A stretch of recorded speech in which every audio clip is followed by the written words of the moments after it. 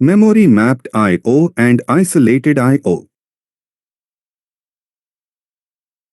As a CPU needs to communicate with the various memory and input-output devices, I/O, as we know, data between the processor and these devices flow with the help of the system bus.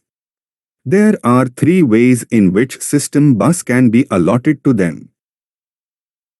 Separate set of address, control and data bus to I/O and memory. Have common bus, data and address for I/O and memory but separate control lines. Have common bus, data, address and control for I/O and memory. In first case it is simple because both have different set of address space and instruction but require more buses. Isolated I/O. Then we have isolated I/O in which we have common bus, data and address for I/O and memory but separate read and write control lines for I/O. So when CPU decode instruction, then if data is for I/O, then it places the address on the address line and set I/O read or write control line on, due to which data transfer occurs between CPU and I/O. As the address space of memory and I/O is isolated and the name is so, the address for I/O here is called ports. Here we have different read-write instruction for both I/O and memory. Memory mapped I/O. In this case, every bus in common, due to which the same set of instructions work for memory and I/O. Hence we manipulate I/O same as memory and both have same address space, due to which addressing capability of memory become less because some part is occupied by the I/O. Differences between memory mapped I/O and isolated I/O. Memory and I/O have separate address space. Both have same address space. All address can be used by the memory. Due to addition of I/O, addressable memory become less for memory. Separate instruction control read and write operation in I/O and memory. Same instructions can control both I/O and memory. In this, I/O address are called ports. Normal memory address are for both. More efficient due to separate buses. Lesser efficient. Larger in size due to more buses. Smaller in size. It is complex due to separate logic is used to control both. Simpler logic is used as I/O is also treated as memory only. Advantages of memory mapped I/O. Faster I/O operations. Memory mapped I/O allows the CPU to access I/O devices at the same speed as it accesses memory.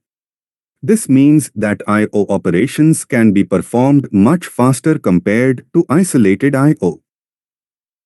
Simplified programming. Memory mapped I/O simplifies programming as the same instructions can be used to access memory and I/O devices. This means that software developers do not have to use specialized I/O instructions, which can reduce programming complexity. Efficient use of memory space. Memory mapped I/O is more memory efficient as I/O devices share the same address space as the memory. This means that the same memory address space can be used to access both memory and I/O devices.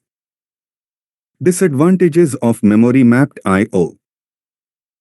Limited I/O address space.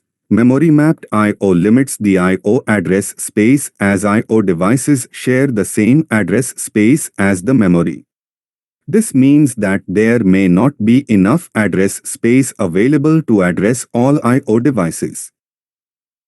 Slower response time. If an I/O device is slow to respond, it can delay the CPU's access to memory.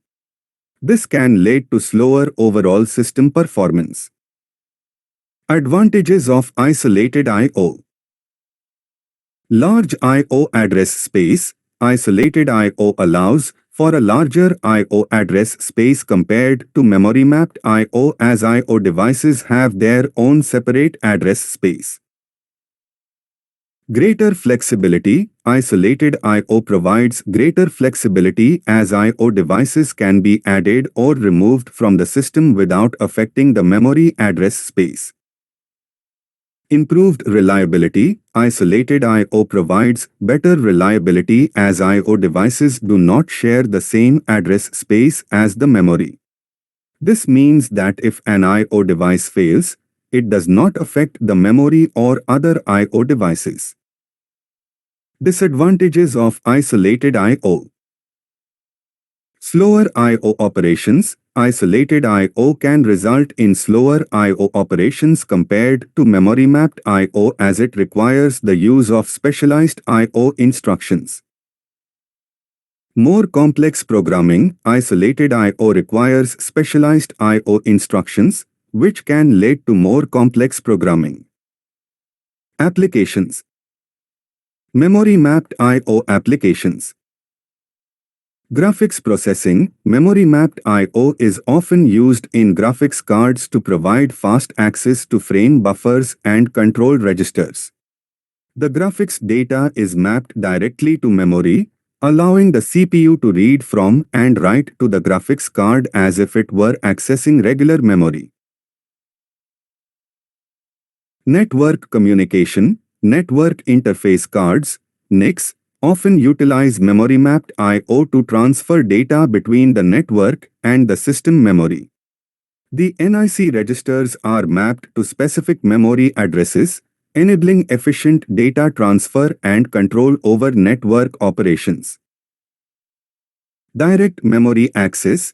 DMA controllers employ memory-mapped I/O to facilitate high-speed data transfers between devices and system memory without CPU intervention.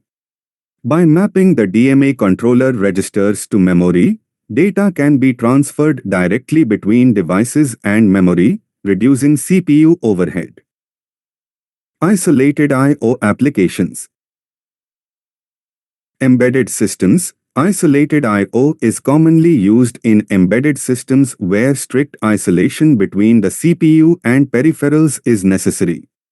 This includes applications such as industrial control systems, robotics, and automotive electronics.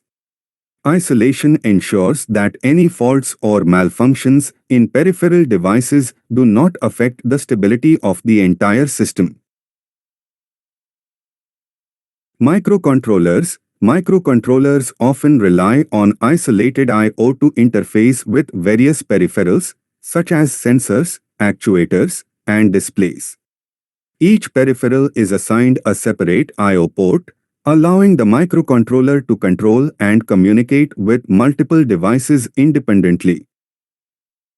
Real-time systems. Isolated I/O is preferred in real-time systems that require precise timing and deterministic behavior. By isolating the I/O operations, these systems can maintain strict control over the timing and synchronization of external events, ensuring reliable and predictable performance.